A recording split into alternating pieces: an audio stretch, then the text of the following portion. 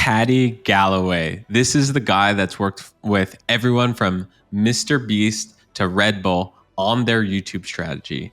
And in this episode, he walks through in about 90 minutes a 12-month plan for you to kickstart and build your very own YouTube channel that can scale to millions of subscribers. Now, this is important not just if you want to create a personal brand. This is also, if you're creating a business, YouTube is an incredible place to have an audience.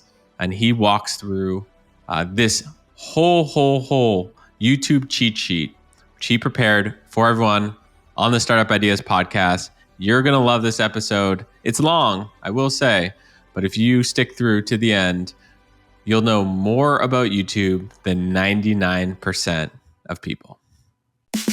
The Startup Ideas podcast. Sipping time, baby. Paddy Galloway on the pod. What are we learning today, Paddy?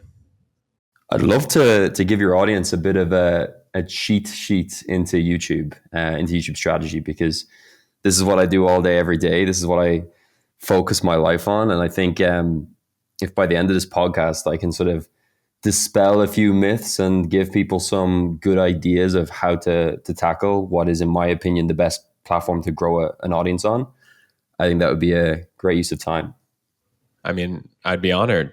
You know, Paddy, you work with the biggest creators in the game. You've worked with MrBeast. You've worked with small creators who become big creators, the Noah Kagans of the world. I see you out there. So I'm excited to hear what you've got in this cheat sheet. By the end of this pod, what's someone going to be able to take away?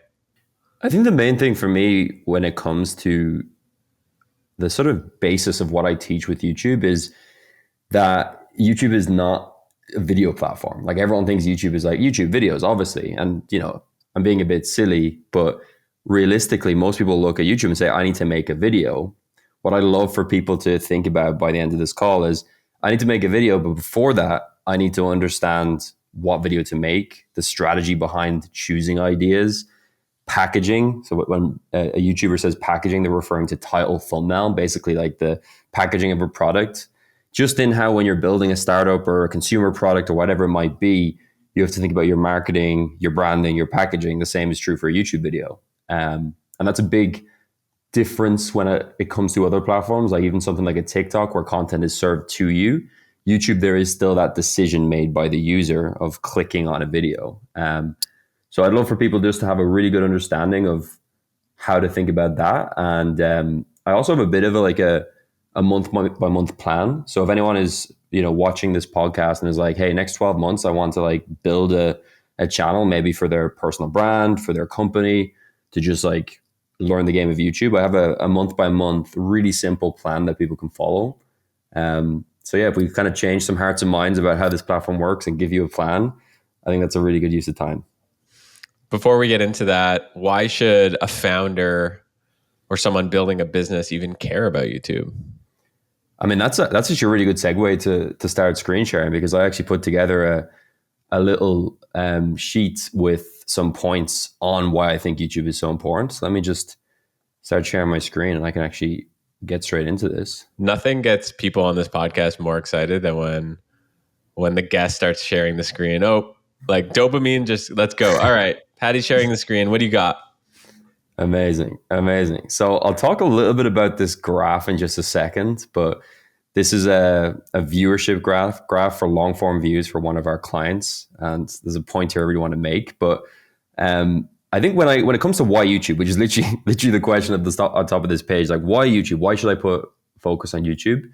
One of the first things that comes to mind for me is I think people put YouTube in the same bracket as Instagram, TikTok, Facebook, even maybe X to an extent, and look at it like a social media platform.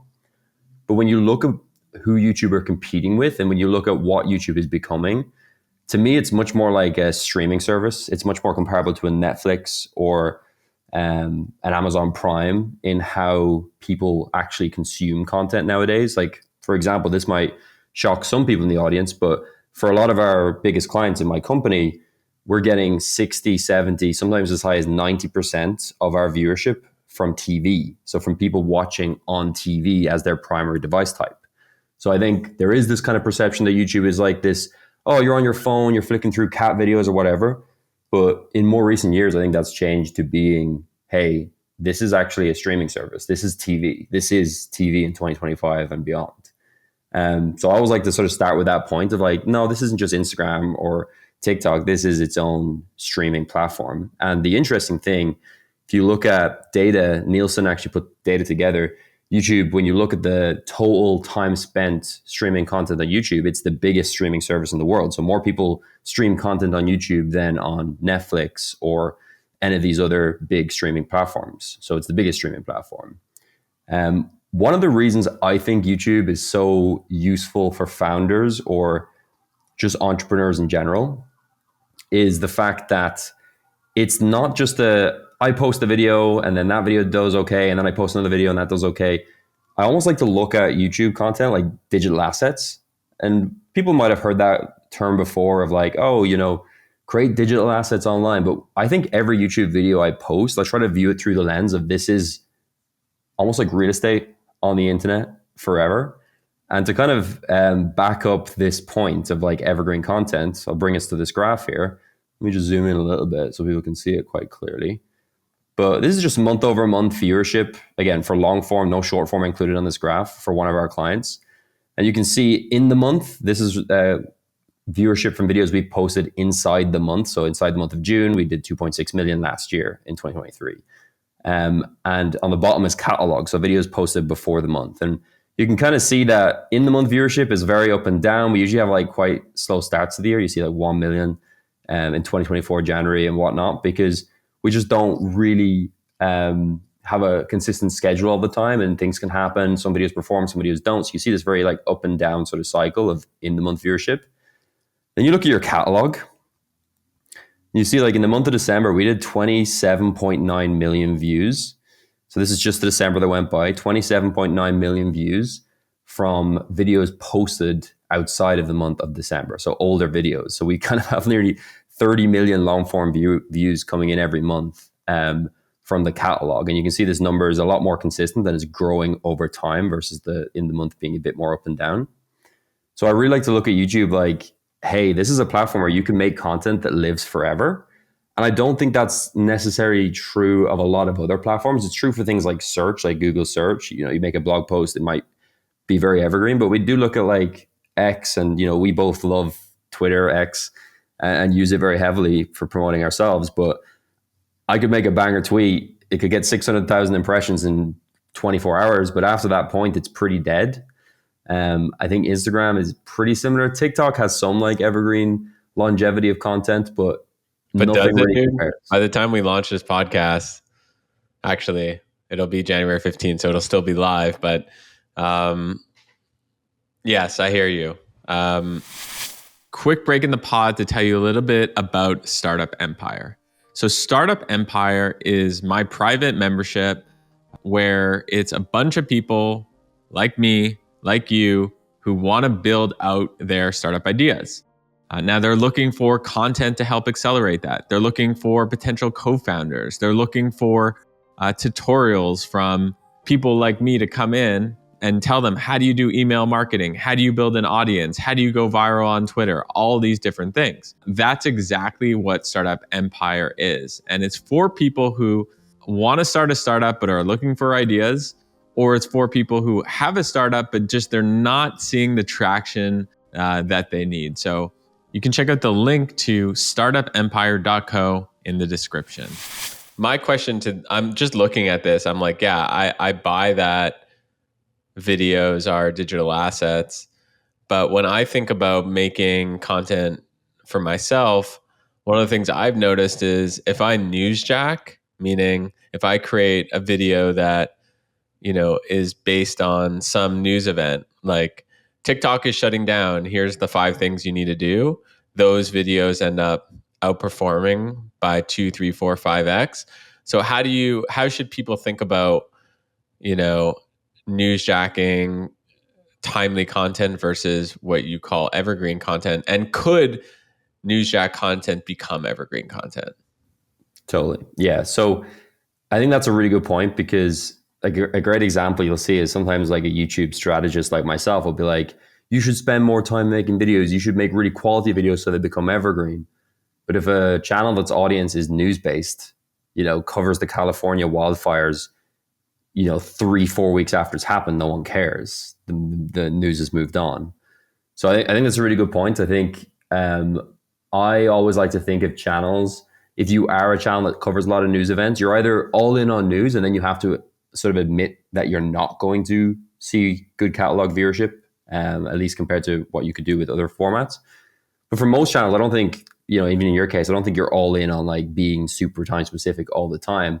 So I think it's just about having a nice mix and balance of, yes, I make time specific videos, but I also make videos that have a longer tail and that aren't just as focused on right now. The difficult thing that I notice is, even when you're thinking about this for your content, you say, it's performs 3 or 4 times better. That might be true for sure, but the timeline over which you're measuring might be quite short because of how just naturally YouTube shows you, oh, this is doing really well. And it's like first 24 hours. When you zoom out a bit, maybe those other videos that don't start as well do pick up a little bit. Have you noticed that with like videos that aren't just time specific, having a bit of a longer tail on your channel? Yeah, and also sometimes I've noticed that there'd be these videos that actually I thought were timely at the time, weren't timely, and then like 6 months later, just become timely or become more Yeah. timely. You know what I mean? And it's just like, I think of a YouTube video, and I'm curious your perspective on this. I think of a YouTube video as like a bet, and I'm just like, okay, I'm putting this out there, and the time scale for me is 2 years. I Like, love that. I need to think about, will this video get, and for me, my metric is comments and likes.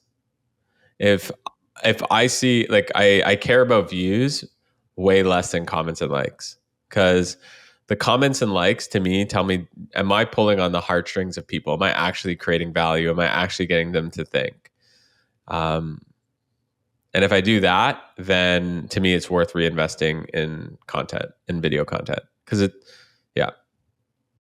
I was worried where you were going to go at that point for a second, but I love where you ended up, because I thought you were going to say you care about comments and likes because algorithmically that's important. But it sounds like it's purely sentiment. Like it's a good indication of, hey, how much my viewers actually really enjoyed this.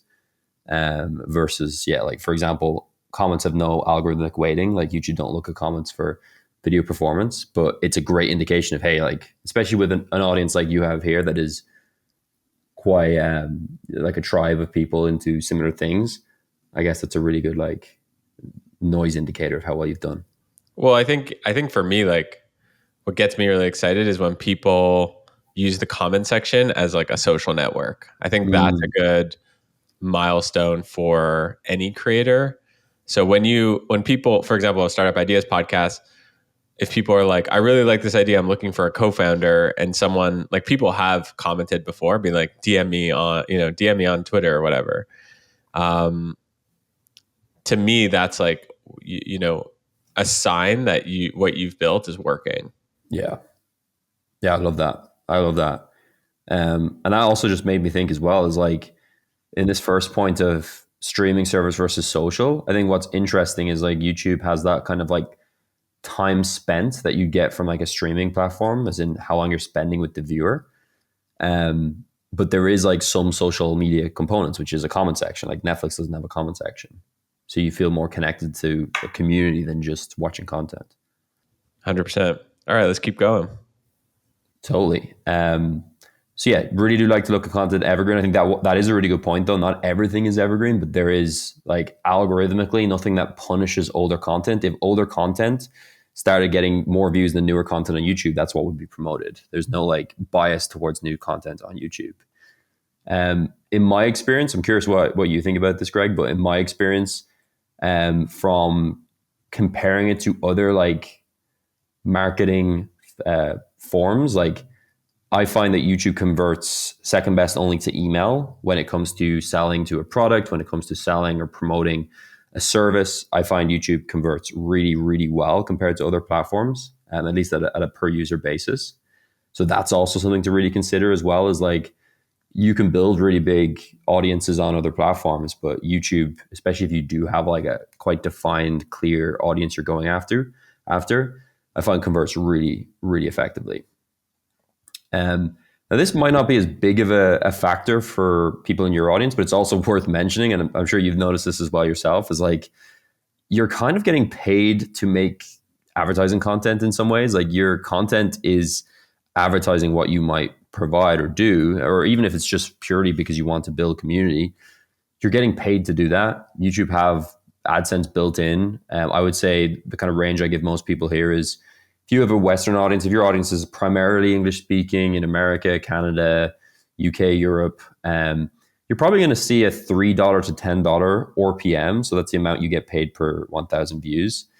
So if you kind of do some basic maths on that, like you look at the viewership that we see on these channels, and you just look at like December, 27.9 million views, you apply a $10 RPM to that, that's $280,000. So like there is a lot of potential money just to make just from that. And even if you are a smaller channel, like I've worked with channels that are maybe doing a couple million views a month, which is still big in the grand scheme of things, but a lot smaller than these numbers.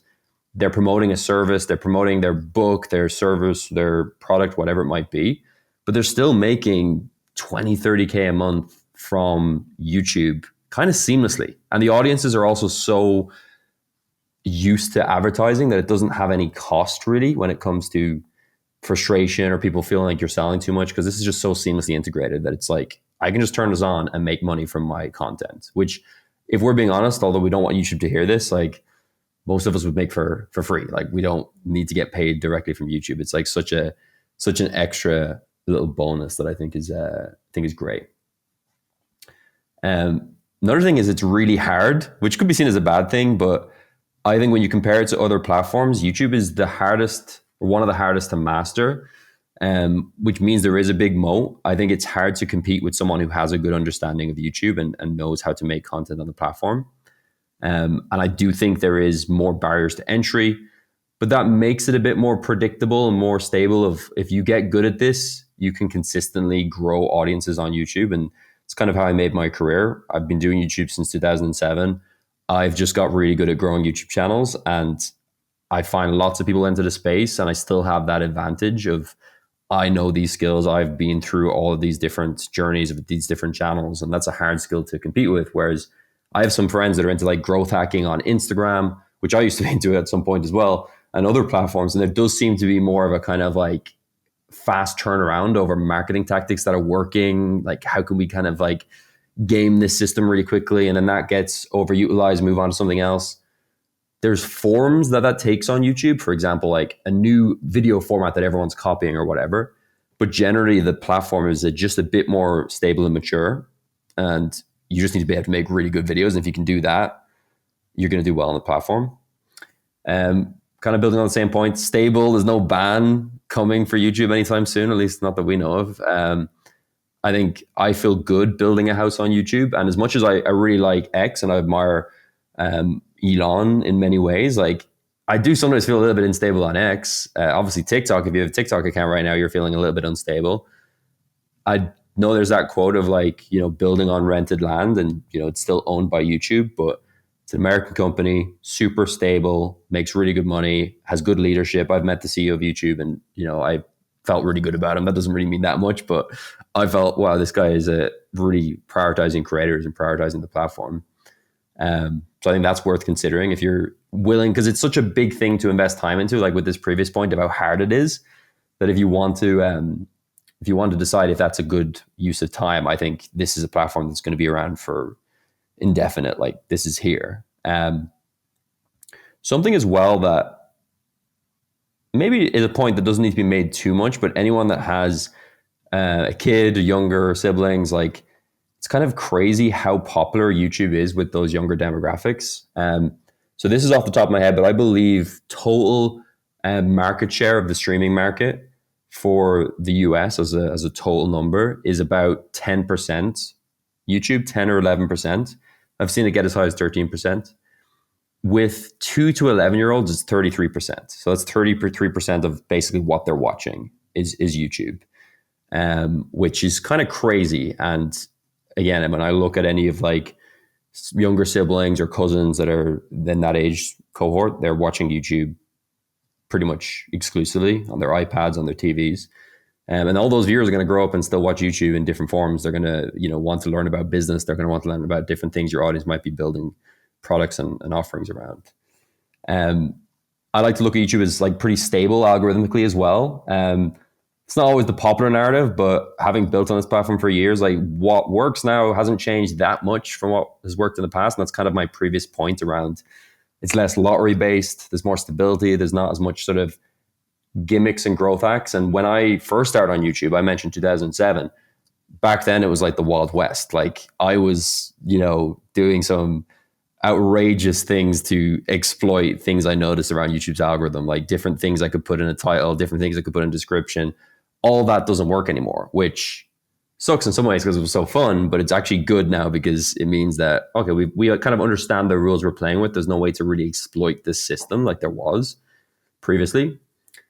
And then I would say the final point I want to talk about that for a sec. Go ahead. Because on my good days, that's what I believe. I'm like, yeah, YouTube has this stable algorithm and like, I'm building on such a solid foundation and I just have to create good content and I'm going to let the YouTube gods just lift me into Valhalla. But on my bad days, like today, for example, I posted a video. Okay, so I'm in Miami. I spend thousands of dollars to bring people to Miami to do an IRL pod with Cody Schneider, a friend of the pod, and cameras and people. I think I have an incredible conversation about this concept called digital gravity around how to actually use a lot of AI tools actually to basically create internet audiences and how you funnel people into customers. And me and my team post the video. It goes nowhere. I refuse to believe that. I was like, okay, I'm just going to have lunch. I'm not going to change the title, right away. I'm not changing the title. I'm going to have lunch and just like be a calm, stoic person. And by the time I get back, hopefully, the comment section is buzzing and stuff like that.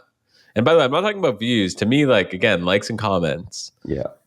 Specifically comments. And it's Ghost Town, USA, bro. So that's when I'm like, oh man, do I have to do a clickbait title change right now? Did the clickbait title change? Ended up, so the video was called, I'm going to tell you the official here. I'm going to give it to you straight. The only marketing strategy you need for 2025. And then I changed. So that's what I had previously. And then I changed it to, he built a startup using AI that prints money, full tutorial in brackets.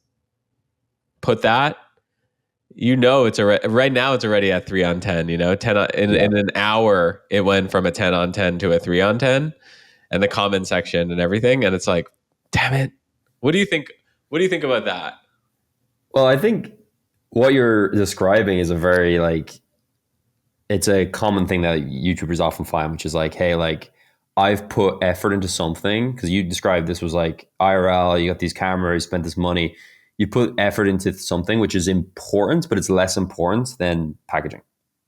So like you could do incredible. I have a friend in Austin who is this like, he's shot advertisements for like Porsche, Aston Martin, Adidas. Like he's like this incredible like creative mind.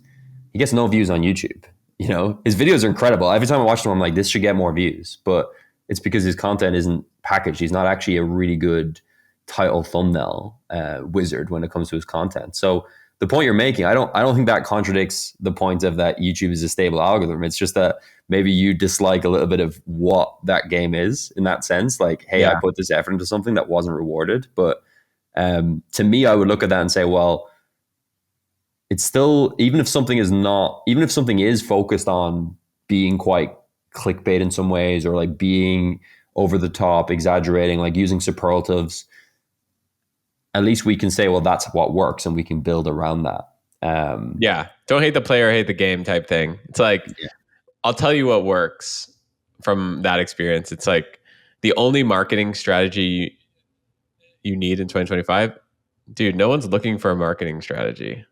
Yeah. It's just like, it's like eat your vegetables, right? Like no one wants to eat. If you tell a kid to eat your vegetables, they're not going to want to eat their vegetables. Not going to work. But what we ended up with, which was he built a startup using AI that prints money, full tutorial. It's like ultimately, what do people want? They want to create startups that are successful. Yeah. He built a startup that prints money. That kind of adds like, who is this guy? Intrigue. Maybe I'll click in. And full tutorial, just just basically it says without saying that here's a bunch of information that's going to be really valuable. Totally. I think a similar parallel to this is one of our clients in the business is a personal finance creator, one of the biggest personal finance creators in the world. And if we make content that's around things that realistically the average American should really be doing, like paying off debt, typically doesn't perform well. If we make a video that is like how to become a millionaire in 2025 following this, system or playbook, it's like everyone's clicking that. Which is like, yeah, maybe the viewers need a marketing strategy for 2025, but it's less sexy, it's less interesting than seeing this big case study that you did instead. Totally. I will say, I have to admit that it does make me feel a little bad. You know what I mean? It makes me feel bad because I want people I wish I could say eat your vegetables, but I end up having to make soup instead. I'm making vegetable soup instead of here's a piece of broccoli. Here's a dry piece of broccoli that's going to have like, it's going to be like eating like a box, and you're going to have like broccoli stuck in your teeth. No one wants that. But like, here's a hot vegetable soup on like a cold day with like a slice of sourdough bread. You know what I mean? But I do feel a little bit bad because I'm like, I don't want people to be like, I'm going to watch this and I'm going to be able to build a business that will print money, right? Yeah. Like that you have to put in the work, and you also, there's a certain degree of luck that is necessary, and you have to like have place bets consistently. But I think that it's helpful for people to hear these stories and have these frameworks and have these tutorials, because I do think it increases their odds of winning. Yeah. Yeah. I made a tweet one time where I was like, I'm 28. I run a 7-figure consulting firm for the biggest creators in the world. Ask me anything.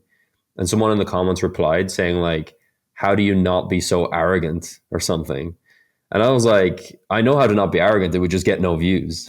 Like if I was just like, I run a pretty successful, and people aren't going to ask questions. So I think so much of these things is interesting. And even the conversation we've just had the last 3 or 4 minutes, it hasn't been about the algorithm. It's been about people. It's been about human behavior and what humans are drawn to.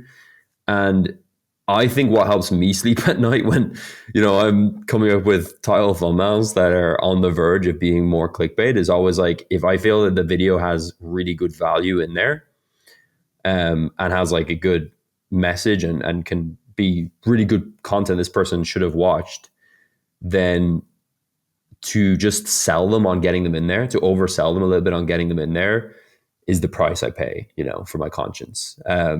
I do think there's some truth to like, even if you look at the world's biggest creator, right? Like the world's biggest creator, MrBeast, like he'll make a video on like $1 versus $100 million private jet. In the thumbnail, there's a solid gold jet. Like it's just solid gold. The whole thing's made of gold. That didn't happen in the video. The video does 200, 300 million views because the video is still an incredible piece of content for the people that wanted that piece of content. So it's like, yes, we oversold a little bit, but it's kind of like how a movie poster shows something, and that might not exactly happen in the movie.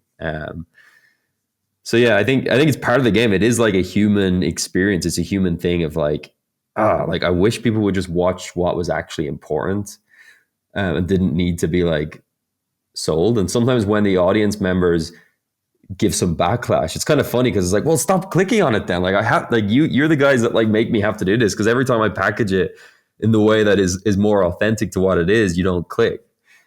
So yeah, it's a funny paradox. Should we keep going? Absolutely. Last point I have here, I believe, maybe I'd be interested to hear if you disagree at all here, but I think YouTube is the platform that has the best marriage between building real depth with your audience and discovery. So if we think about those two things, they're quite often inversely correlated. Platforms that have very high discovery, let's say TikTok, Instagram Reels, whatever, aren't the best for building depth. And then on the flip side, platforms with great depth, like, for example, email, newsletter, but also things like Twitch. Twitch is a great example. Twitch creators convert insanely well, but there's no discovery on Twitch. There's really bad discovery on Twitch. In fact, most Twitch creators grow by going viral on X and on YouTube, and then putting an audience towards Twitch. So I think it's a bit of a unicorn when it comes to, you can build a really strong connection and community around an audience and still have really good discovery. And I don't think there's anything else out there. I'd be curious if you agree or disagree with that. Yeah, I agree. I think I'll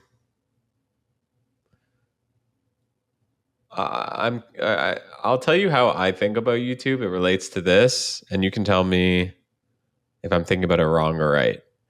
So I think that if you're going to be on YouTube, you have to have two different types of bets: affinity bets and attention bets. So affinity bets is, for example, I used to do these live streams where it was like, bring me your startup ideas and I'm going to like work with you and give you feedback on it. 100 people would show up, but it would be like the true 100 fans. And that's about like building that tribe.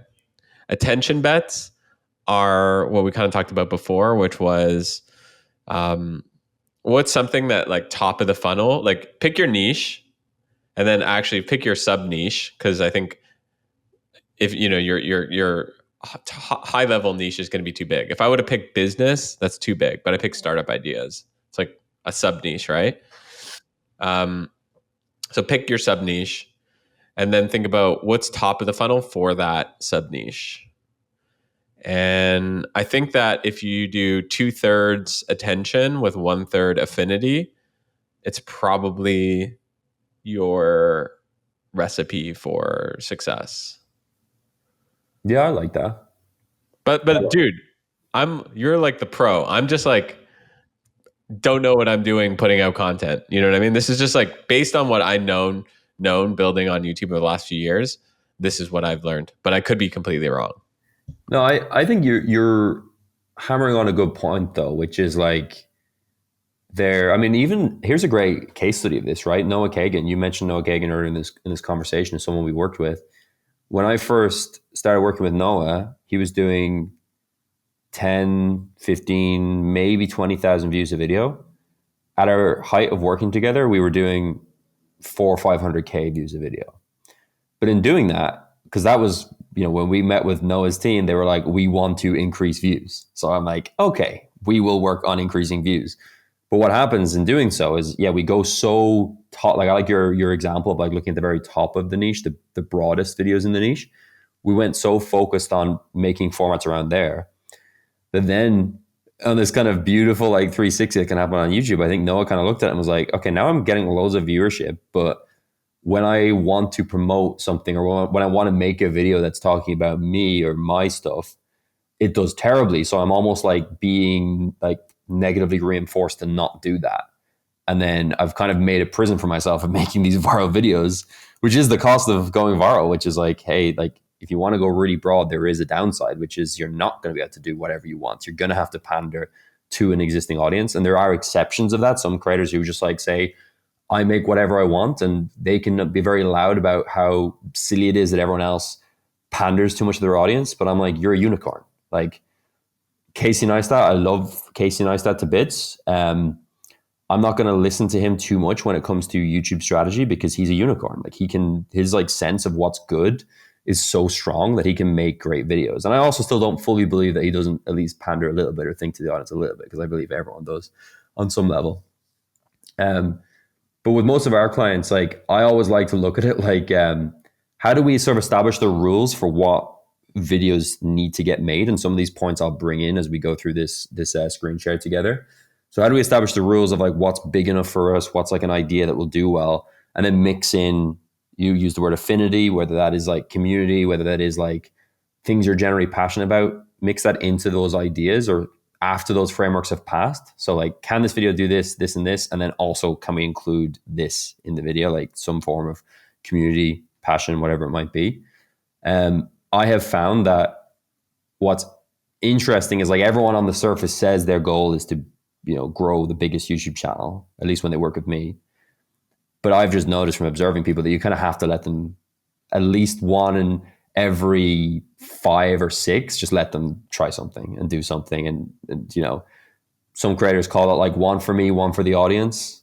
I would look at it more like 5 for the audience, 1 for me if I'm in control, because, I'm prioritizing the audience over myself. If I'm trying to build the biggest channel possible. But yeah, there's lots of like competing trade-offs where I think people would be well served thinking twice over whether it is they want to build the biggest audience possible, because MrBeast gets worse conversion rates than you if you're promoting, a business product, obviously, but his total volume size is so huge. That's powerful in its own right. Totally. What else is on this cheat sheet? So next up, let me just scroll down here. I've actually just got my month by month. So like this is going to be posted, in January, and kind of going through and looking at this year, like for anyone that is, maybe they've already started their channel, maybe they're thinking about starting a channel, like this is the real month by month that I recommend people to do. Now, of course, with any kind of prescription, this is about adjusting it based on what you can do, what you want to do, what not. But like, we grow channels for fun with my business. We, work with these huge creators, but we also kind of incubate and work with these smaller creators from the ground up all the time. And this is what I found works. So if I was coming in and becoming a partner on a beginning channel starting tomorrow, this is the month by month I'd follow. So maybe I'll go through each phase and then just pause and see if there's any thoughts from you, Greg, and we can go from there. Yeah, I mean, I wish I had this when I was starting out. Can you just walk us through it? Totally. So month 1 to 4, so your first kind of 4 months on YouTube, if you're starting from scratch, so 0 videos posted, I like to look at this as the establishment phase. So it's kind of like figuring out what we are, what we're doing, like what are we even doing here, and just trying to kind of get to grips with the platform. A big mistake I think people make is they listen to people like me and other people talking about YouTube strategy too early, and that pollutes their thinking, and they end up like overthinking content, spending too long trying to make a video, trying to be perfect from the beginning. And I mean, it's the same with business, right? Like, you can do all like the seminars, you can learn all the stuff, read all the books, but if in 4 months you haven't launched anything, or you haven't done anything, like it doesn't matter. So first 4 months for me, step 1, find your niche. Like I really liked your point you brought up there a minute ago about niche versus sub niche. So kind of find what your niche or sub niche is. I like using the triple Venn diagram. So find the intersection between what you love, what you're good at, and what people want to watch. Very simple in theory, hard in execution. But I think when you're trying to identify what your niche is, whether that is your personal brand, whether that is something different, because maybe there's people watching this that would like to like make a channel as the kind of founding point for a business and sort of reverse engineer it rather than just saying, I've got a business, can I build a channel to promote it? Someone thinking, hey, like I want to start a business in the future that's in this niche. Can I build in a YouTube channel first? So I think understanding that triple Venn diagram and finding that is really important. And then step 2, laser focus. That's important even if you don't end up doing this, even if you don't go on YouTube for any social product, like for any internet audience and for any just professional career stuff. So that's key. Yeah. Because you'll see sometimes people like really focus in on just what people want to watch, but if you're not good at it, you don't love it, like you're not going to last very long doing it. And And sometimes, I have certain things that I love that no one cares about. Like there's some things that are too niche or too focused. And also sometimes people think, especially if they're a personal brand, that their channel should just reflect them as a person. And for anyone that knows like basic probability, like if we say like, hey, you have an interest that 20% of the human population is interested in, which is ridiculous, but let's say, and then you have another interest that 20% are, and then another interest that 20% are, and you try to combine those all together on one channel, like the probability of finding a person that is interested in all those different things is well under 0%. And that's kind of the step 2 here, which is laser focus on the niche or sub niche. Don't be a sushi restaurant serving burgers. I'm sure you're familiar with Andrew Wilkinson. I remember being on like a Zoom Q&A with him one time, and like he just made a really good point of saying like, if you're a business, like don't be the sushi restaurant that also serves burgers, because that's not a good sushi restaurant. If you do everything, you're not really good at anything. And I think when it comes to YouTube, like same is true. Don't be that channel that is like making business content, but then also like posts a vlog of their golf at the weekend. And then when I get angry, they say lots of people that like business also like golf. I'm like, well, what, 100%, 80%? I don't think so. It's like 20%, 10%. Like we're focusing on the wrong thing here. So laser focus on the niche. Don't be a sushi restaurant. And step 3, this is a bit prescriptive, but I think it's really useful for people starting out. Find a way to make 2 videos every week at the beginning. Don't worry too much about ideation. Don't even worry about what you're making. Just do what calls to you. Pick your niche and say, hey, this would be fun to make. This would be fun to make. Just make videos. And if you do that for 4 months, you're posting 2 videos a week, you're going to be in a very different position when we get into the next phase of the plan. So yeah, I'll pause here for a second and see if there's any thoughts from you, Greg. It's hard to make 2 videos every week. It's really, really hard. It's not impossible. I do 2 to 3 pods a week, which is really hard because I'm not a creator, so to speak. Like I'm running businesses, so like finding the time to do it. But I think the key is when you're going through this, at least this list for yourself, is what would it look like so that I can actually make 2 videos per week? Like what would need to exist in would I need a full-time editor? Would I need someone to help me research ideas? Would I need, like, what would that look like? What is the cost for that?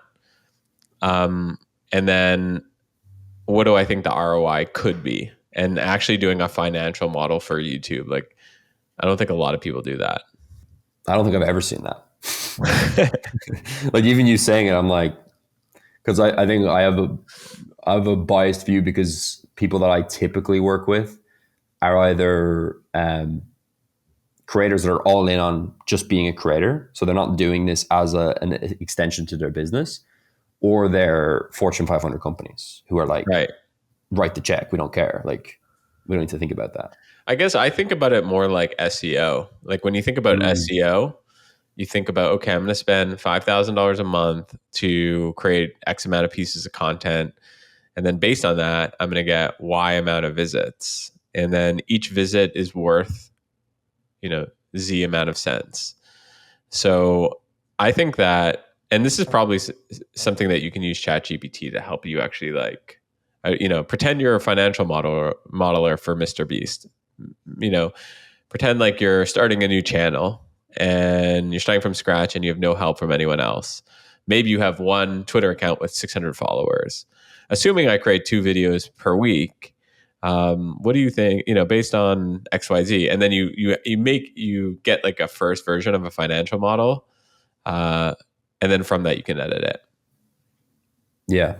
I think part of that is like understanding that even with this, like there is every real possibility that you could do this for 12 months and not see an ROI or not see like a kind of enough traction to justify it. So I think useful part of that as well is like looking at the beginning and saying like, I'm willing to make this bet. Let's say it's going to be like 30K for 6 months of runway because I'm going to have a part-time manager. I'm going to have this person, that person.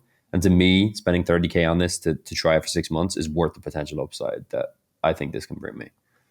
Yeah, I think this is like the broccoli kind of thing, which is like I don't know what we're going to title this pod, but realistically, it's going to take at least 12 months for you to see the ROI.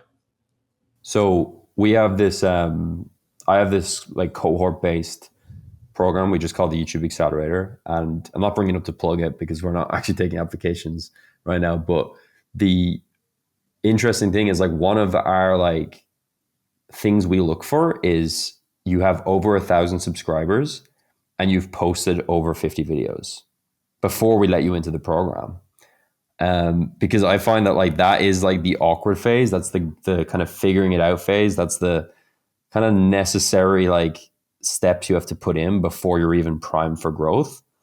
After that stage, like if someone has a strong niche, if they are doing the right things and they have the right strategy, like things can grow quite quickly. Things can snowball pretty quickly after that point. But yeah, it's you need to be willing to kind of look at this as like I'm gonna eat shit on this for a long time before this might pay off.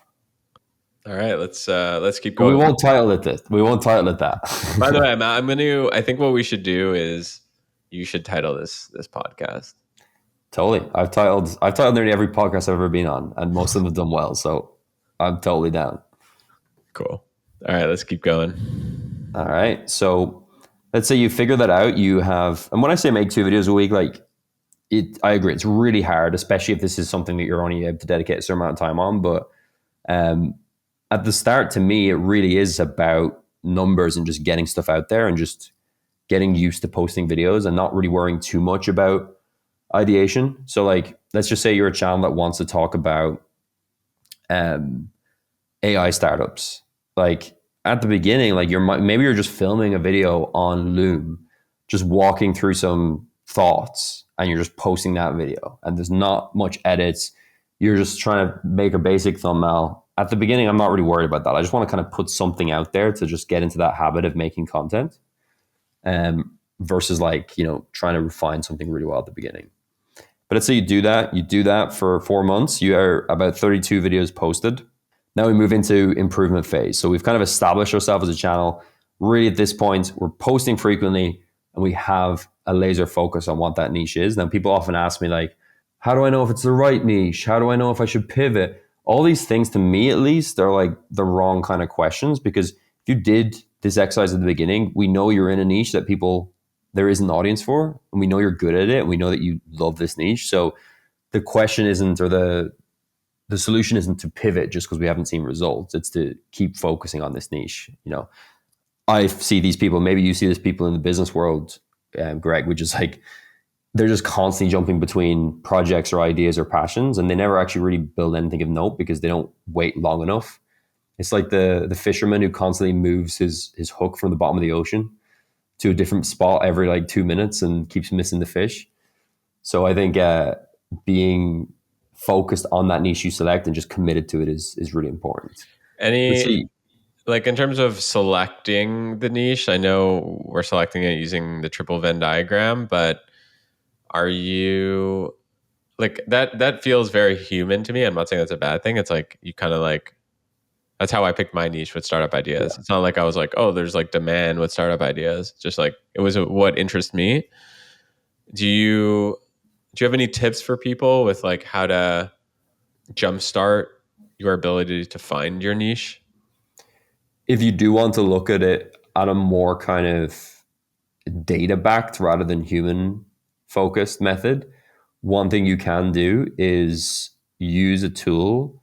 And I'll give you 2 examples of tools. These are basically called like YouTube outlier tools. I don't know if you've seen them, but one example would be oneof10.com. Another example would be ViewStats. You can use these tools. You can go onto basically their own search on their own website, search a topic. So let's say you search like startup, business, and it will rank and filter videos by outlier score. So basically how much more views did this video get than the average for that channel. By doing that, you can then get a really nice like insight into like what content is outperforming in certain niches. So I'm using the business example. Let's actually flip it and say, what if it's like personal development? So to say, hey, I'm starting a channel and my niche is personal development, too broad.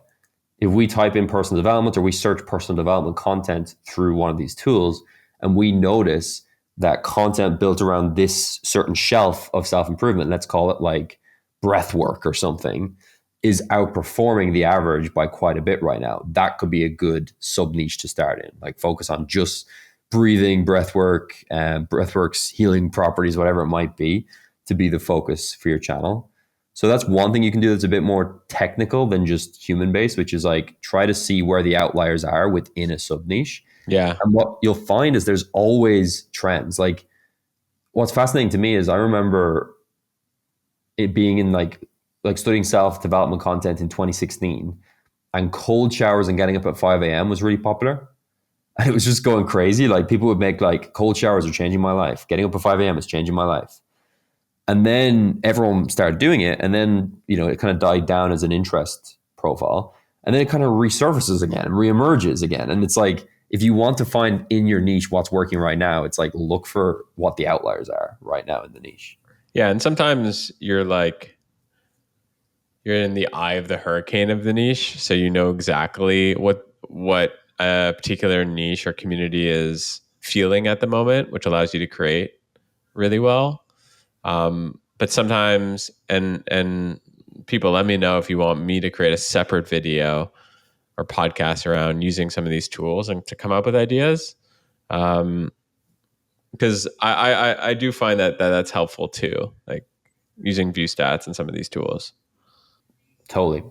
I think the key thing is if you use those tools to pick your niche, then you almost like have to stop looking at them, because it's very easy to be like, okay, I'm going to focus on cold showers to start. Oh no, now I'm seeing this thing, I'm seeing this other sub niche is working. And yeah, you could get this spinning wheels sensation where you're just constantly going between things. But yeah, let's say you've gone through that journey. You're in this, what I call improvement phase, month 5 to 8. You posted 32 videos, roughly speaking. So you have some volume under your belt, you know your niche. Everything feels like, okay, I'm kind of understanding. And at this point, I'm not even looking at results. I don't really care too much about that right now. And when we get to this point, it's just about we've picked it, we're doing it. So step 4 to me in this plan is start coming up with 100 ideas per week. Now, a lot of the recommendations you're going to see here are like things that require a lot of effort and time. So we always have to consider the fact that, people here are running their own businesses, doing their own things as well. But I would argue that people see this number of 100 ideas and just get too intimidated by it.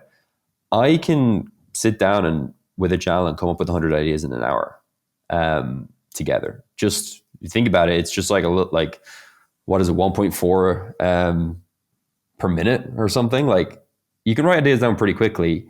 I'll walk through like my process for ideation a little bit later in this podcast, but that's not as hard as it seems.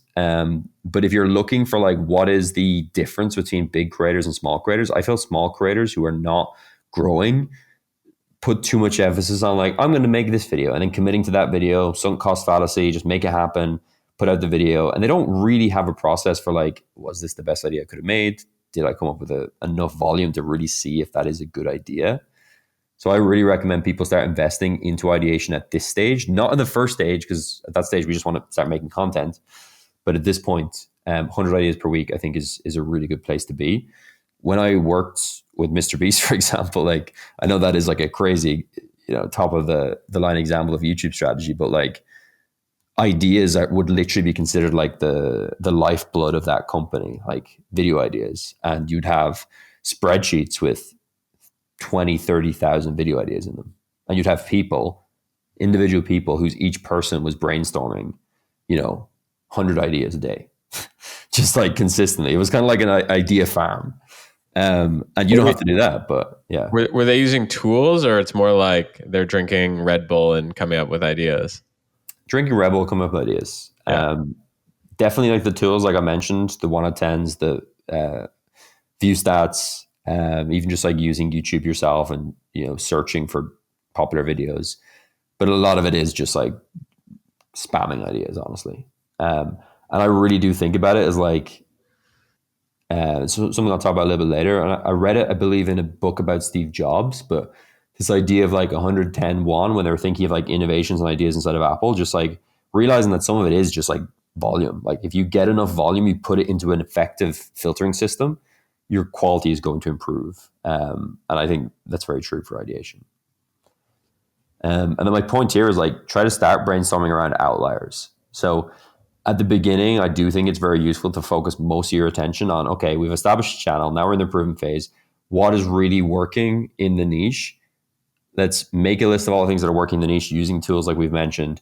And then for each one of those ideas, let's brainstorm 4 or 5 ways we could change, adapt, twist this idea into something new for ourselves. And one of my favorite things to do is look at my niche and then find what I would describe as like kind of niches that are vertical to it or very similar to the niche, but not the niche. So for example, if you are a fishing channel, let's say, what is something that's like fishing in many ways, but is not fishing? To me, something that's like fishing, but is not fishing is golf. Now, bear with me. The reason why I would say that is golf is enjoyed by a similar demographic of people to fishing, generally speaking, in the USA. It is very equipment focused. So it's gear heavy, like golf clubs, fishing rods, tackle. Those things are very kind of similar. It's an outdoor pursuit. So when I look at the niche, and if I say I'm a fishing channel, I might study other fishing channels, but also golf channels and say, well, if something worked really well in golf, it's not a world apart from fishing. So is there a way to adapt it? So if we see there's a big outlier where someone played a whole round of golf with a wooden golf set, which I saw was a huge outlier for someone. Maybe in the niche of fishing, that's I fished a lake with wooden fishing rods, something like that. That's kind of top of my head. I'm sure there's better examples out there, but I like to not only look at my niche, but also kind of similar niches and try to adapt into what I'm doing. I think that's like a great place to start. It's just to really brainstorm outliers like that. Side note, startup idea, someone needs to build an agent that does that for people. That basically you put in your niche and then based on a bunch of sub niches, it brings you formats and content that are you should look at to help get you to come up with ideas. Yeah. Yeah. There's actually, I mean, that could be a whole nother pod, but like, I feel like there's a lot of open space for these kind of tools in the YouTube industry. Like something I'm always like trying to figure out as well is overlap, audience overlap. How I've traditionally done that is I used to use a tool that was called subreddit overlap. So I would look at subreddits and see what subreddits had overlap with each other to try to understand connecting points between niches. With YouTube, it's quite difficult to like see on the outside what is the overlap between these two channels. So that could be something interesting for people to explore as well. 100%. Let's keep going. All right. Step 5, start making 3 thumbnails per video. Just do it. Everyone has ABC testing. So YouTube gives everyone ABC testing. It allows you to upload 3 thumbnails every time you upload. It's kind of controversial. Some people like don't like it. Some people do like it. I use it with most of my clients and find it as effective and increases the average views we're getting for videos when we try it.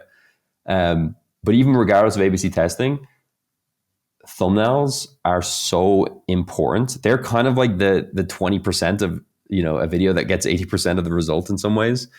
And yet people still like spend 20 hours, 30 hours on a video, and then they spend 20 minutes on a thumbnail, which is crazy. And to use an extreme example, Red Bull are like one of our biggest corporate clients. I was speaking to like 200 or 300 Red Bull producers. I looked at a video and I kind of broke down the video. I was like, okay, there were 50 people involved in this video. It was filmed over all these weeks. It involved this much risk, this much experimentation, all this stuff.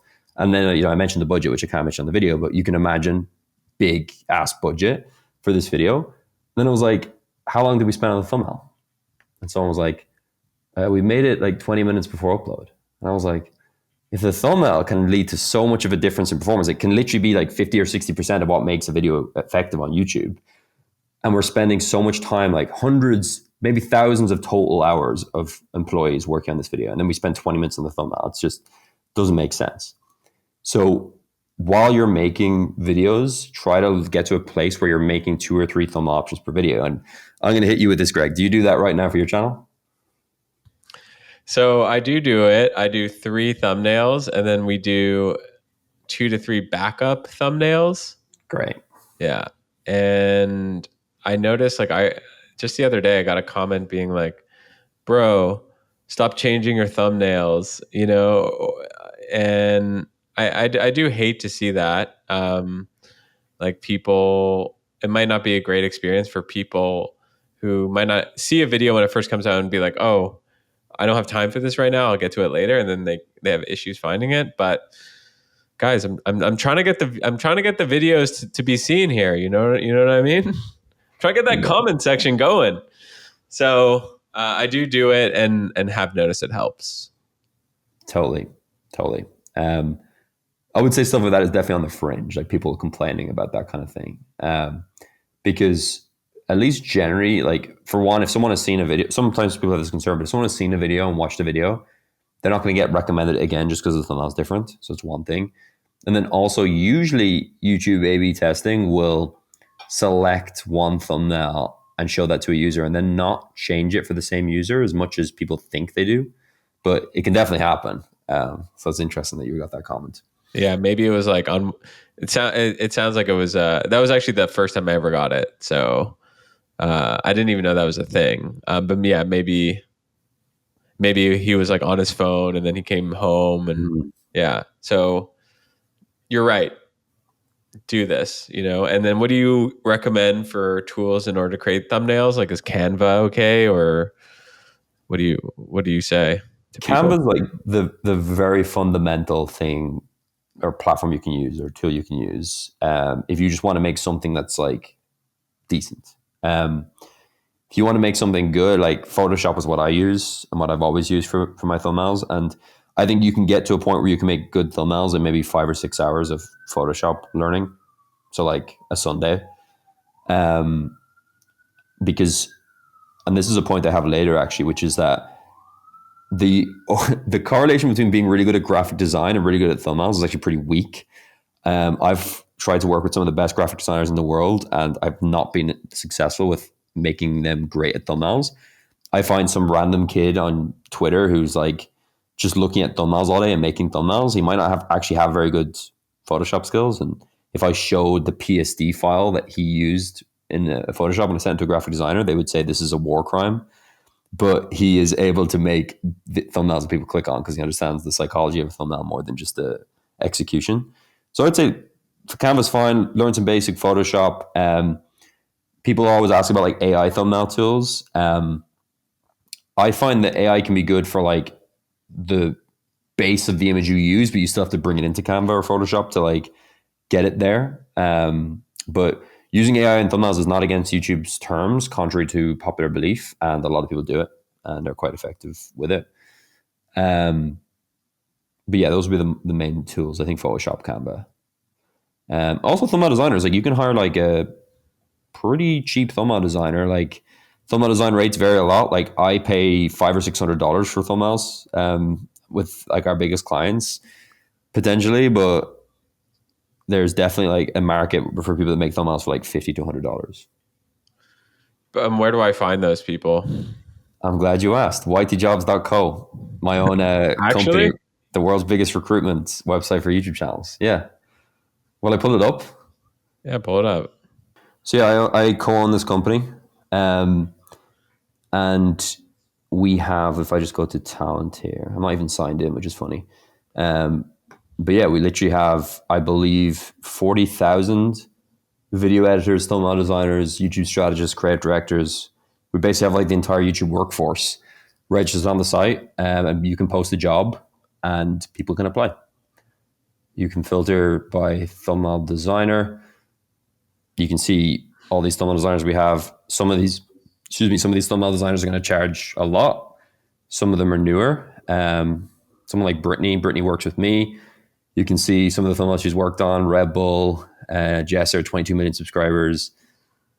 All these different people, and has reviews, everything there. So obviously a bit of a plug, but it's a good platform to use. And I'll see if you did want to link it, I'll see if I could get like a discount code for your audience. Cool. I mean, I will use this. You know what I'm saying? So it's like I don't like plugs when they're just plugs, but when it's going to help people and save them time and money, that's it's my duty to to go and show people these things. So yeah, this looks great. But yeah, step 6, this is where it depends on the channel, depends on the kind of content you're making. But I think this is a good place to actually switch from 2 videos every week to 1 video a week. Again, depends on the channel. Some channels, like, it works well having a good like volume of content, but I would say for most channels that I'm starting from scratch or I'm working on that are small, I like to get us to a place where we're able to make decent videos and then switch to 1 and really try to focus on improving the quality of those individual videos. So that would be the step 6, is switching to 1 video a week and starting to actually put more emphasis into making a great video. Right. So I think the prompt there for people is, if I doubled my effort here, what would that look like, and how would that affect the product, which is the video? Yeah, absolutely. These things also go in like really interesting flows, where I feel 10 years ago on YouTube, and for people that remember YouTube 10 years ago, it was daily vlogging. It was Casey and I start posting a video every day. It was Logan Paul and Jake Paul doing their like daily vlog, getting in trouble. Then we went into this period of like the MrBeastification of YouTube in some ways, and YouTubers starting to realize that quality was like highly rewarded. And that goes to extremes on the other side, where like I have encountered creators that get 5 or 6 million views a video and they post once a year. For anyone interested, type in James Janney on YouTube. He's a creator friend of mine from London. He posts a video probably twice a year and has a full business, does really well, has people working for him, but he just makes really, really high quality documentaries, and he's able to sustain himself from just 1 or 2 videos a year. So yeah, I think 1 a week is a good medium place though, because like when people learn that information, what's funny about that is like, let's be honest, like if James, my friend in London, was able to post a great documentary every month, he'd make way more money and would be way more successful. And I think he would admit that as well. And a funny conversation I had with Jimmy, MrBeast, when I first was talking to him 6 or 7 years ago, was like, hey, like, I think it's really smart that you like focus on scarcity and you focus on like keeping things like scarce for the viewers, so that when they see your videos, it's a real special thing. And he was like, you idiot. Like, I would post, if I could make a banger every 2 days, I would post every 2 days. So he was like, it's just that it takes longer to make a banger. Like, he's like, if I could press a button and bang, bang, banger comes out, like, I'd make one every day. So I think 1 a week is a great place to be at if you've already kind of established yourself as a channel. So moving on to the last stage of the first 12 months. So this is where we're kind of looking at, hey, we've posted like around 48 videos. We were close to that 50 video mark, which I think is really important to get to as a channel. At this point, I really want you to start honing in on the top 10% of videos. I know it seems very simplistic, but what are those top 10%? When you look at all the videos we posted nearly 50 videos at this point. What are the top 10 performers? What are the top 10% performers? The top 5 videos, I suppose, that are doing the best on the channel? And can we do more of those? I've been introduced as a genius of YouTube strategy by people. And while I appreciate that, so much of it is like, hey, this did well, let's do it again. And obviously there's a lot more to it than just that, but so much of my career has been built on like actually telling people they can make the same video again or repeat the content again. And even if, I don't know if anyone in your audience is familiar with my own channel, but on my channel, when I used to post videos on that channel, I literally just did the same video again and again and again with just different creators as the subject material. So find ways to really kind of build formats out of your videos that are working well. And if you're looking at that first sort of 9 months as like, okay, at the start, I'm just making whatever. Then I'm starting to put more focus on ideation. I'm making more and more videos. This is the point where we start to be a bit more strategic and look for like the right opportunities. An example or like a metaphor people use that I think is really useful is like, there's the machine gun approach, and then there's the sniper approach. The machine gun approach is kind of just like spraying bullets at the wall, seeing what hits. The sniper is just zoning in, looking at your distance, picking your target and shooting. And I think the more you do YouTube, the more you become a sniper versus a machine gun in terms of how you approach things. So really try to focus in on those top 10%. This one I would encourage, even for people that purely look at YouTube as like a a kind of marketing channel, I still think it's great to just carve out time to really study YouTube, study trends, outliers, what other people are doing. I like to have this. I have this for all my employees. I have this for myself. I have this for my clients. I just say, hey, try to carve out 4 hours a week where you're studying YouTube and you're actually just going through and looking at content. One thing I do that's I think a bit of a hack for this is in YouTube, I create different playlists. So I'll create these playlists, and the playlist title will be something like outlier video or great thumbnail or great title or great intro. And every time I watch a piece of content, because most of us watching this here will be watching, quite a bit of YouTube per week. Every time I'm watching YouTube and I see something interesting, I put it in one of those playlists, and then I have time scheduled in my calendar to go through those playlists and just sort of write down and break down what I think worked about that and what did well. So I think for anyone that is really serious about becoming a YouTube creator or using this as like a major channel for their business, really like understanding and learning that game is so crucial. Or hiring people that will do this for you and save you that time. I think that's this is kind of like, we talk about on the channel before the idea of a swipe file. So this is kind of like a swipe file for YouTube. So a place where, you've curated what you think are the most interesting videos. I think, of course, titles and thumbnails is one thing. But for me, I think that's really important. But equally as important is the formats and just trying to stay ahead of the formats because they're always changing. And they get like a format could work, and then all of a sudden not work. So this is step 8 is you kind of have to do it if you want to win. And something I think about this on it as well is like, I find a lot of it is about documenting, databasing, studying, swipe file. I totally agree with that. But also some of it is just like training your brain. Because I did this in my bedroom in Ireland for like 10 years, just every day, just studying YouTube and going through and like studying things that worked. And 2 weeks ago, we're making a thumbnail with a client. And I just sort of say, what if we try this? Like we create a sign in the thumbnail that looks like this and whatnot. And my team who were on the call were like, yeah, let's do that. We did it with the client. The video did really well. And I tried to reverse engineer how I came up with that specific thing to add to the thumbnail, because I think it made a real difference in this thumbnail, putting this specific component in. And as far as I could sort of trace back, it was from like studying a video 6 years ago that had a similar element in it. And maybe I'm inefficient, so I don't know this, but like I think some of it is like databasing really useful, but also just training your mind to like see enough content and understand the content where it becomes second nature to you, where I can just think of these things on the spot because I've trained my mind. And maybe there will be, and this is something I'd love to talk about, is like an agent or something that can like say, oh, you're working on this thumbnail, like here is 20 examples of thumbnails that were on similar themes that performed well in the last 6 years or something. Like that could be interesting. But definitely like focusing on YouTube, studying YouTube for some time each week is huge. And the last step. Yeah, step 9, continue to post weekly, make each video that little bit better, improve one little thing each time, 1% improvements. So this is your first 12 months. Like I'd love for you to end the first 12 months with this just philosophy of we're going to continue to post weekly. We're going to try and make each video a little bit better. That classic 1% each time, like little marginal gains in each video. But if you're doing that with every video and you're posting weekly, like you make quite a lot of progress.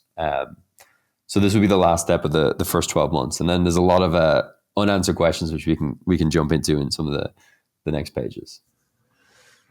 Cool. I think I forget the name of the creator, but I saw a creator do this where he kept a Google sheet of every improvement he made on each YouTube video he did. So I think that could be really cool. I kind of want to do that. Whereas like, because otherwise you forget and you're not as conscious about it. So I think, creating a Google sheet could be cool. One thing we do with clients is once per month, we do like a learnings report. So let's just say we're working with Red Bull, like we go through and like break down the learnings of the videos posted, and those learnings are a mixture of like looking at how well the video performed, looking at retention curves. So for anyone that doesn't know, YouTube gives you a retention curve which shows exactly where you lose people, where you like gain people, where they hold on your videos. So if you're like looking at that, studying that for each video, then each time, hypothetically, you're equipped with more information about what works and what doesn't work. So yeah, we do that for every video. I've probably looked at 10,000 retention curves in my life, probably more.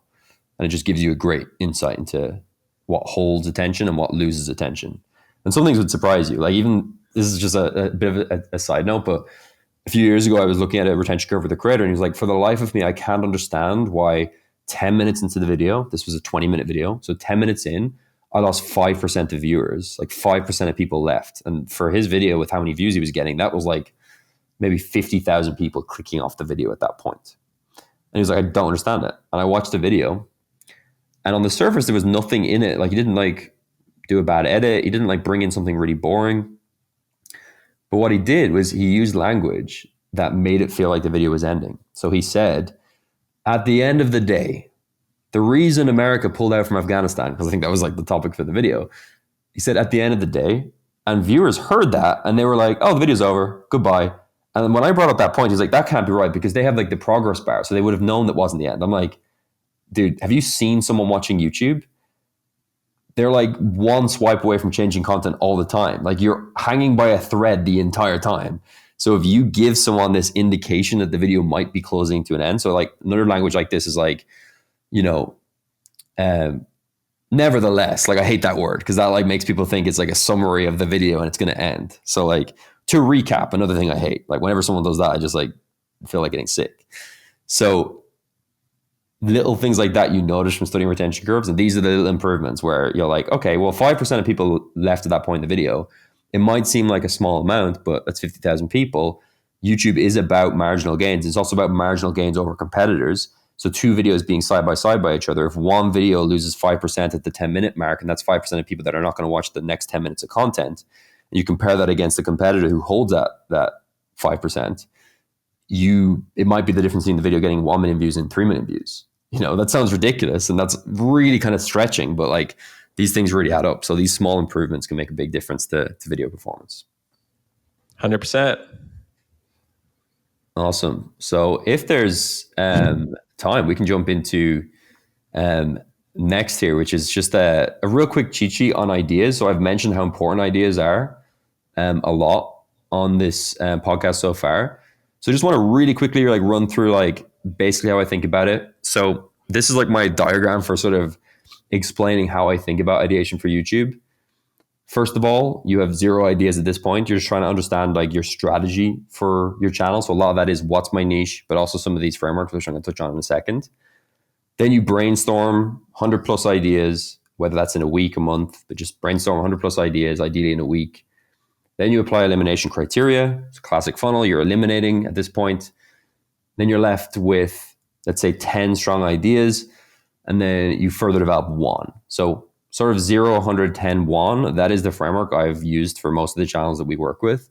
And the keys really are brainstorming enough and then having like a strict criteria for what actually becomes a video on your channel to eliminate and whittle down those ideas to be left with the 10 best, and then selecting the best out of those 10 you think is the best to go forward with.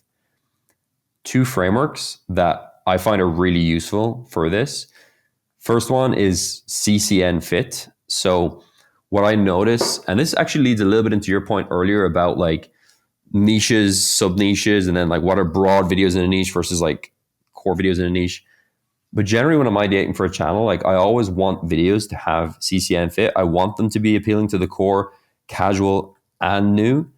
It's very simple in theory, but like a lot of things on this call, simple in theory, but execution is hard because what I find is oftentimes people make videos that are too core focused. Maybe the video we talked about earlier, the marketing plan for 2025, it's too core. People cared about it, but only like a real small part of the core cared about it. Then other times people make videos that are too new viewer focused and they alienate the core. They go too far outside of the core. They're trying to do something too different.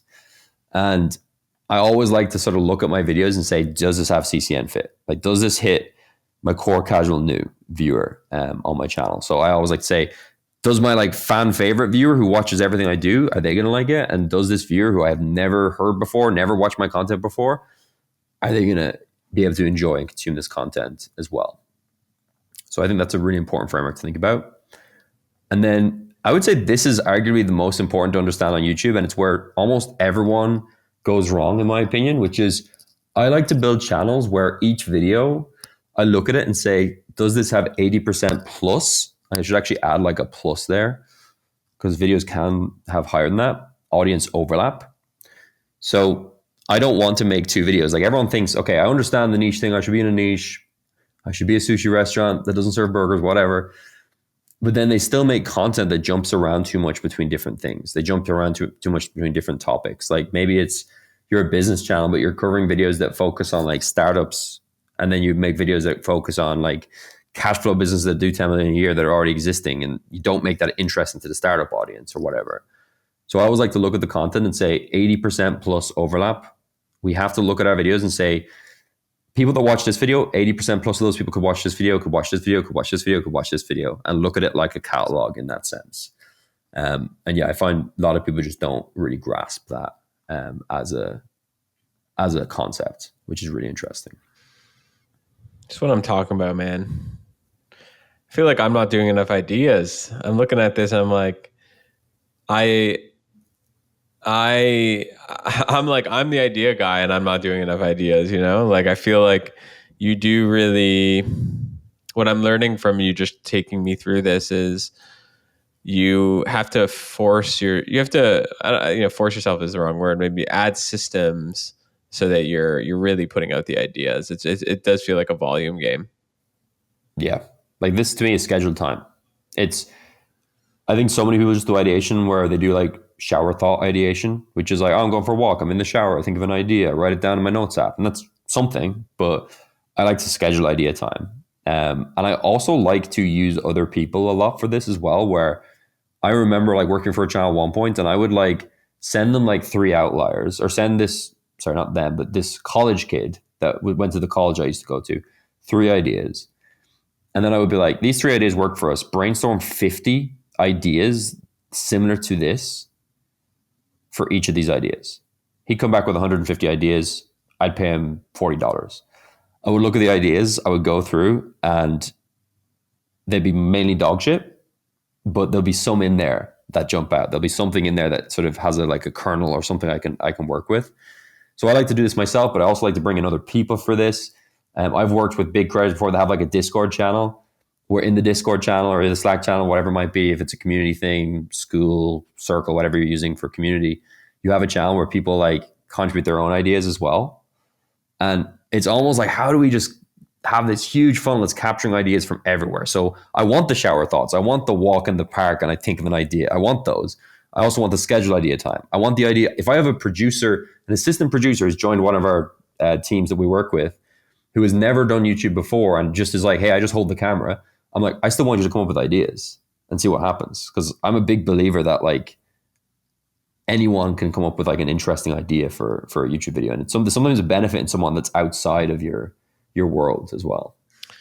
I was thinking of putting on my website, gregisenberg.com, a little suggestion box, like a content suggestion box where people can actually just give me suggestions on what they want to hear. So I'm going to try to do that. And I think that getting the communities what they want to hear about is just like no brainer.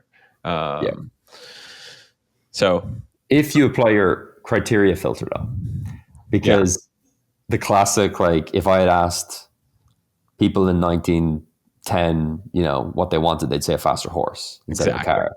So if you have, that's why the system of having the elimination criteria is so essential, because I've found the flip side where like people listen to their audience too much and the audience will nearly always say more of this of something you've already done, or like they'll just say, well, you should do something like this again. And, that might be a good idea, but maybe there's something else that exists out there. 100%. And sometimes you actually get community feedback and you're like, oh no, not at all. I don't want to do that. Like I want to do the opposite of that. And it just like clears your mind. But either way, if it's good feedback or bad feedback, you're still really, it does help sharpen the ideas. 1000%. To me, there's like three main sources of ideas for YouTube channels. So external sources, this is basically like outlier theory, outlier ideation, which is looking at other channels. We've talked about this throughout this podcast, but using tools like view stats, 1 of 10, even just looking at YouTube yourself, seeing what's working.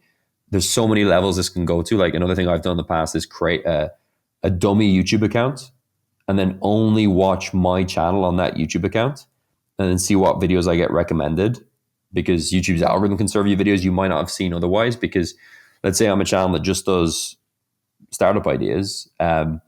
You still probably watch other things in your watch history that aren't just startup ideas. And that's going to pollute your recommendation feed to a certain extent because it's tailored to you. But if you create a channel that just watches your channel, you're kind of getting your viewers like archetype and seeing what they might be watching in other ways. So external ideation, internal ideation, that's like looking at our own channel, what's worked for us, what's doing well for us on the channel, what's getting views on the channel right now. Can we brainstorm more ways of doing ideas around that? And then innovation is, the classic kind of like blue ocean, sit down, like what could be cool. Like, no, I'm a big believer that nothing is ever completely original. There's always going to be some way that got impacted or molded by something else, but more so you're not looking at a video for inspiration. You're kind of like just sitting down. Maybe you're looking at like a show or something or a movie and you're like, oh, that could be cool to do a YouTube video on or whatnot. But if you're using those three sources, maybe it's like 40, 40, 20, like 40 ideas coming from external, 40 from internal, 20 from innovation, something like that. You can mix and match those ratios. But if you're brainstorming a large volume, 110-1, you're just going to be in a much better place as a channel. The crucial step here as part of this process is your elimination criteria. To me, that's like 4 or 5 things that you sit down and decide a video needs to have to get to the next level, to get to the point where you're even choosing. Like when I have these 100, 200, whatever, 1,000 ideas in a spreadsheet, they're not even at the point of choosing. They're just at the point of, okay, you're ready to go into the elimination criteria. To me, the elimination criteria, 4 or 5 points. I'll give you some examples of like what we do with clients. So one thing I would always put in the elimination criteria is, can I think of a good title thumbnail for this? It annoys me when people say, I've got this great idea, but I can't title thumbnail it. I would always say, well, you don't have a great idea then. Like that's not a great idea for YouTube if you can't title thumbnail it. Unless you just can't think of one, there is one out there. But if you can't realistically in your head find a way to package it, it's not a good YouTube video. So that could be one. And you'd be amazed. You might have 200 videos in a spreadsheet. You apply that filter of like, could we actually come up with a good title thumbnail? Suddenly you have 40. And you're like, oh, okay, I've got rid of a lot. Another filter is the view target filter, which I really like, which is a bit of gut, but is like, hey, like realistically, could this video get X views? So for me on my channel, when I made my own videos, it was, can this video get 1 million views? And if you look at my channel, the average is around 1 million. A lot of videos didn't get 1 million, but I always tried to make videos that I thought if everything went well, this video could get 1 million views. For other channels, that might be 10K, 5K, 20K. For you, maybe it's less about views and more about, can this get X amount of positive comments or whatever it might be. But some sort of like aspirational target, because it's amazing how many times we justify a video, but then if we put it through that filter saying, let's be real here, like, could this get this viewership? It's too much of I'm not sure. You're never going to be guaranteed. But like, as an example, I made a video on my channel where I covered Graham Stephan, who's a finance YouTuber. I broke my rule because Graham Stephan on his own channel was doing 300K views per video. So me making a video brainstorming how Graham Stephan grew his channel, it's probably not going to get 1 million views a video. So that's a case of like, you can kind of use some basic logic to be like, it's probably not going to get my view target.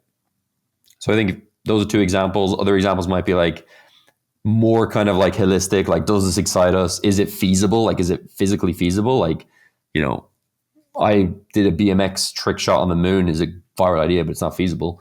So can we actually do this video? Is it something that excites us? Maybe have some other things in there. But basically 4 or 5 points that you can use to whittle down an idea to make a great idea for your channel. I think it's really important. And then some things that I think make a great idea. So easy to convey in title thumbnail. Like I said, if you can't convey in a title thumbnail, it's not necessarily a great idea. has some form of uniqueness, superlative. Like, so often when people are pitching ideas to us, I'm sort of like, okay, like we're going to do a facility of like an interesting, let's say we're a wildlife channel and we're going to like tour a zoo. I'm always looking and saying like, is it the world's best zoo? Is it the world's biggest zoo? Is it the world's most expensive zoo? Is there something unique about this zoo that we can title the video around? Because otherwise, what's unique about the video? If you look at the most viral videos on YouTube, they always have something that's a bit unique or different, or they use a superlative like, can you bend the world's strongest bar? It's not can you bend the strong bar, it's can you bend the world's strongest bar as a strength challenge. So always looking for superlatives, I think, is really important. Something to think about really heavily is like, does it play on a competitive advantage I have? So with channels, I always like to identify what are your competitive advantages, like what are the things that you can make content on that other people can't. That could be a competitive advantage from knowledge and experience. Like, hey, like I'm a multimillionaire, so obviously I can teach people about building businesses or personal finance. Or maybe it's I have specific access to something that other people don't. Like, a great example is we work with a basketball creator, Jesser. And when we're brainstorming, I'm looking and saying, can we play on competitive advantage? Because his competitive advantage is he knows players and he has access to the NBA. Like they give him access to games. So just a random creator can't really do that. Like you can't come up with an idea and saying, I got to gift LeBron James shoes, which is an idea we did that did 10 million views, because you don't have access to LeBron James, whereas we do. So like playing on competitive advantages, I think is great. And that doesn't have to always be things that are impossible to get. It doesn't have to be just money. It could be like you have specific expertise or knowledge on something that other people don't. And kind of on the same CCN fit idea, not too narrow, but also not too broad. We don't want something that's so broad and like could be anything. We also don't want something that's so specific and niche that it's only appealing to like a certain percentage of the audience. Cool. Yeah. I know. I'm happy you said that the unfair advantage doesn't necessarily need to mean you're like super powerful, wealthy, crushing it. I do think that anyone could have, some form of that. It's just about packaging it in a way that is your unfair advantage. Yeah, totally. And then moving on quickly to just some things on packaging. So a bit of a packaging cheat sheet. So again, packaging, title, thumbnail. This is like interesting with our discussion earlier, which is the kind of like the line between boring and misleading, which is where I feel like all title and thumbnails on YouTube fall on. You're going to be somewhere between being boring, not interesting, which is potentially what you had with the example of like the broccoli, the vegetables example. Misleading, that to me is when you're putting something in the video that is, or in the thumbnail, and you're creating an expectation that's just not delivered on at all. And I think people are sometimes too afraid to be on this side. But again, if we just look at the game is the game. You look at the biggest creators on the platform, they almost exaggerate and mislead a little bit, but then they deliver something so good that you don't even know about it, don't even think about it. So as a great example of this, actually, we did a video with Noah Kagan, which was asking millionaires how to make $1 million knocking on doors. We kind of like we're one of the channels that made that format really popular. And in the video, we didn't have a good thumbnail. So Noah, if I remember correctly, like had a friend, this girl. We just shot the thumbnail with like Noah like facing this girl who wasn't even in the video. She wasn't in the video. It was just a random girl that was in the thumbnail, and that was the person we used for the thumbnail. The video got 4 or 5 million views. I didn't notice a single comment saying that person wasn't in the thumbnail, because I think the average viewer on YouTube looks at a thumbnail for a split second and goes, is this interesting or is this not interesting? Us as creators, we overanalyze it too much. We think about all the details. We want to be like careful not to clickbait, which is good. It comes from a good place. But the average viewer is like, wait, MrBeast Gold Jet, click. Start watching the video, and it's like, you watch the video, you finish the video, and you can't even remember what the thumbnail was. In fact, if we actually think about it at this point of this podcast, I don't know how much this is going to be edited down by, but let's say we're at like the 1 hour 20 mark of this podcast or whatever. If we sort of ask people, what was the thumbnail for this video? I guarantee you very few people are going to remember what was said in the thumbnail. Maybe we should replace, instead of having Paddy as the thumbnail, we'll just put a girl and see if anyone like Paddy, like Patty, you know? Yeah. And just like we'll use AI to make long hair. Yeah. And who knows? Who knows? Who knows? Who knows? But yeah, exaggeration, it's a standard on the platform. I think misleading someone is the wrong way to view it, but exaggerating the truth a little bit, it's just a game. Make 3 thumbnails per video. Still not enough people do this. Like I feel like everyone who listens to people like me talk about YouTube, like hear this, but they don't do it, or they find ways to cheat, which is like, I'll make 3 thumbnails per video. Don't you worry, Paddy. But the thumbnail is like the same thumbnail with just different text. I'm like, that's not 3 different thumbnails. That's just the same thumbnail with slightly different text. Like I'm talking about 3 different concepts. The thumbnail is the equivalent of the dentist asking if you floss twice a day. Yeah. And it's like, you tell them, yeah, of course, I floss twice a day. And then you see the look on the dentist's face, and like, she's like, there's no way this guy is flossing twice a day. I've seen this guy's teeth. You know, I've seen those gums. You know, maybe you're flossing 3 times a week on a good week. Yeah. That's thumbnails.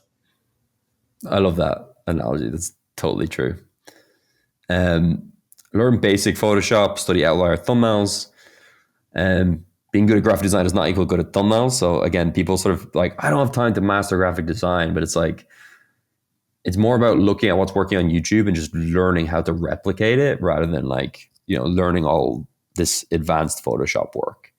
And yeah, like we said earlier, there definitely is like a market for thumbnail designers out there. And there's a lot of designers at different price points that people could bring in. And it's one of those things where like, again, people like will spend money on editors and spend money on like production and all this sort of stuff, but thumbnails is kind of an underutilized use of money, resources, time when it comes to YouTube.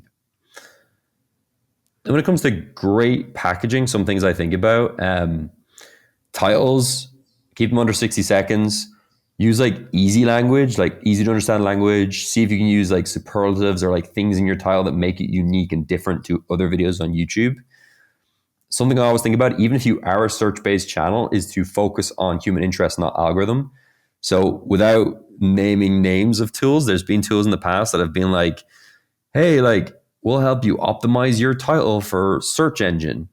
And then I look at the titles people write with these tools and it's like, iPhone 12 review 2025. Check out this iPhone 12 review. And it's like, it's not even real. Like, I don't know what you're saying. So I always like to focus on writing a title for a human. Like with some clients, I'll literally say like, what would an Uber driver describe this thing as? Like, could that be our title? Or like, how could you put it in the most simple language possible? So focus on the human, not an algorithm. If you do focus on search, like you can still incorporate key terms, like your keywords in your title while not making it like a gobbledygook of different things. I think that's really important to understand. The example I use here, which I'll just make a bit bigger for everyone. So this is with 2 Austin-based creators, Ryan Trahan and Haley Pam. And if you look at their title, it's ex-dancer trains like a marathon runner. And it seems simple, right? It's very simple, easy to read. And if you run it through like a readability score, it gets a grade A. It basically says, hey, like 7 or 8-year-olds can read this. Define it as like I have 100% reach with this specific readability score. You can just type in readability score to like find these tools. And just for fun, I was like, well, what if you like tiled it more accurate to what the video was? And it was like, ex-contemporary dancer trains like a D1 athlete. If you change that video title to that, suddenly it gets a grade E. It has 33% reach. And you know, a thing I would actually say, which is really interesting as well, is like, if you're trying to build a global audience and you are American, sometimes things that are very like obvious and feel like everyone knows that to you might not be to other parts of the world, which is still a huge market. So for example, D1 athlete, until I moved to America, I didn't necessarily know what a D1 athlete meant. You know, we just call them like a college athlete in Ireland. Like I'd never heard of that. Or like someone's like talking about goodwill. I'm like, I've never heard of goodwill. I don't know what goodwill is. Like now I do, but I didn't know before. So just putting yourself through that lens and saying, is this universal? Can like a 7-year-old read this title? I would even argue for like a channel which has like a much older demographic, like your channel, I'm sure has a much older demographic than something like this. I still think it's useful to be able to like put things into really simple English and just make things like consumable for the viewer. Thumbnails, always keep them clear, bright. Should be easy to see what's going on in the thumbnail. I think there's like an interesting thing, which is like this idea of like a glance test. And you can actually do this yourself. You can create like just open up a Google slide, put your thumbnail on one of the slides, put the second slide as just a white screen, and then just use your arrows and just quickly click between them and give yourself like a second to just look at the thumbnail and say, can I process this thumbnail and this title in a second? We as creators are making thumbnails in Canva, Photoshop, we're obsessing over all these details. Your viewer looks at them for split seconds. And people sometimes deny that. I'm like, look at your own viewership behavior. Look at how you consume YouTube. Like when I'm looking through YouTube, I'm just like, oh, interesting, click. I'm not looking at going like, let me read everything. Let me look at every detail. So keep it really simple. Make sure it passes the glance test. That's a really important one. Shouldn't be text heavy. I try to limit text. It's interesting. Different cultures are different here. So for example, I've noticed in Asian markets, so like Singapore, different countries like that, they use more text than English speaking markets and Spanish speaking markets. But in general, for a thumbnail, it should be about 4 or 5 words should be your cutoff point for how much words you put in the thumbnail, and ideally less. Sometimes people just put way too much text in there. Like you have a title and you have all this text in your thumbnail. It's too much for someone to read in a glance. And then one other thing I would share with your audience, which I think is really useful, is the 3 focus area rule, which basically for a thumbnail, there shouldn't be more than 3 things the viewer has to focus on. That's the cutoff point. There should be either only 1, 2, or 3 things to focus on. So maybe that's like a face, a piece of text, and the thing that's being held up to the camera, whatever that might be. What you'll see is people try to jam so much stuff in. They have like someone here, they've text here, they have a logo here, they have this thing here, and it's like too many things to focus on at once. So the best thumbnails are very simple and just keep you focused on the main areas. An example of this, like with a client, like this is one we did with a personal finance client we work with. Super simple background, 4 words, you've been lied to, which is outlier text. Like we saw this performing really well on another thumbnail that got like 10 million views for a very small channel. You've been lied to. That video was about the dodo's extinction, so the bird and how it went extinct. You've been lied to. I was like, let's take it for this thumbnail. You've been lied to about housing. So you've been lied to in text there, house on fire. Remy, his expression kind of matching what the video is. That sounds like an obvious thing, but you'd be amazed at how many people cover like serious topics and they're just like smiling in the thumbnail. It's like weird. Title is like simple to understand, but has like an interesting proof point. Multimillionaire, interesting contradiction. Like, why don't you own a house as a multimillionaire? So all these details added together, and also notice 3 focus areas: face, text, house. You're not having to look at a million things. Super easy thumbnail. And that was the first video we posted with him, and it did 2 million views. So yeah, that's a bit of a cheat sheet on thumbnails and titles as well. A bit of a cheat sheet. That's an understatement. Thank you, dude. You've been really generous with your time and knowledge. Thank you so much. For people who made it to the end, where could they get to know Paddy more? I think X is the place. Paddy G96. I tweet a lot there. I'm always looking at what Greg's doing and thinking how I can adapt it to the YouTube side of Twitter. So that's the best place. And I think you've got a really interesting audience. And if anyone does have like startup ideas, they want to run by me or anything around this space, like I think there's so much room to build in this industry. And I think the issue is a lot of people just build the wrong things. They try to solve the wrong problem for creators. So it's been a pleasure. It flew by. I didn't realize we were here for nearly 2 hours. I was looking outside and I noticed that when we started recording, it was light and now it's dark. So it's good. I think people, in 90 minutes or so, people can actually go through this and really have a good primer around and plan to actually go and execute their YouTube channel. I think that YouTube is criminally underrated for entrepreneurs. I think we all go to a lot of us go to like X and LinkedIn and places like that. But I'm happy you shared the gospel, and Paddy, I'll see you on X. Totally. 100%. Pleasure. Later. Take care.